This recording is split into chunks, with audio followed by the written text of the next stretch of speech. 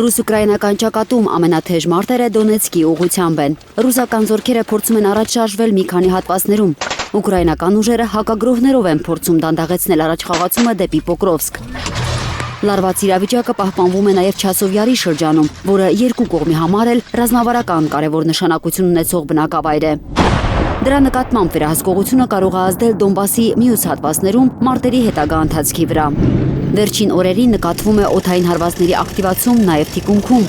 Ուկրաինական դրոններն այսօր հարվածել են Ղրիմի խոշոր Սիմֆերոպոլ և Սևաստոպոլ քաղաքներին։ Սիմֆերոպոլում զոհվել է 3, վիրավորվել 7 մարդ։ Հարձակման է ենթարկվել նաև Ազովսկայա կերճ ուղևորատար գնացքը։ 1 մարդ զոհվել է, 3-ը վիրավորվել։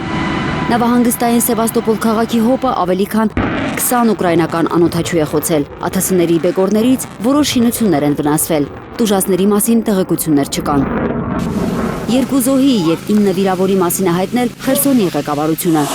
Ռուսական անօդաչուների հարվածներից հրդեհ է բռնկվել բազմաբնակարան շենքում։ Այս ֆոնին Կիևում ՆԱՏՕ-ի գլխավոր քարտուղար Մարկ Ռյուտեն վերահաստատել է դաշինքի աջակցությունը Ուկրաինային, հայտարարելով, որ դաշնակիցները քննարկում են ֆինանսական և ռազմական օգնության նոր փաթեթներ։ Будуть вони в червні, це допоможе։ Դրանք կլինեն հունիսին, սա կօգնի մեզ։ Մենք նաև անում ենք հնարավորը Եվրոպայի հակաբալիստիկական հնարավորությունները զարգացնելու համար։ Եվրոպայում կա հակաբալիստիկական համակարգ կառուցելու հնարավորություն։ Քաղաքական որոշումները պետք է կայացվեն հնարավորինս արագ։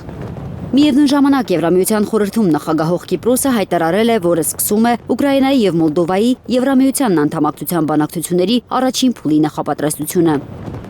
Այդ գործընթացին մինչ այժմ խոչընդոտում էր Հունգարիան, որի նախկին իշխանությունները դեմ էին Եվրամիությանն Ուկրաինայի անդամակցությանը։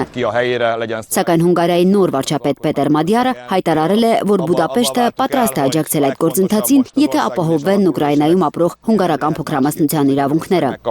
Բլումբերգը գրում է, որ Մեծ Բրիտանիան, Ֆրանսիան և Գերմանիան քննարկում են Ռուսաստանի հետ հնարավոր խաղաղության բանակցությունները։ Գործակալության աղբյուրների համաձայն եվրոպացի պաշտոնյաները քննարկում են այս գաղափարը ուկրաինացի գործընկերների հետ։ Ֆրանսիայի և Մեծ Բրիտանիայի կառավարությունները չեն արձագանքել Բլումբերգի մեկնաբանության խնդրանքին։ Գերմանիայի կառավարությունը մերժել է մեկնաբանություն տալ։ Ծովինար Բարխուդարյան, Արմեն Ապրեսյան, Հայլուր։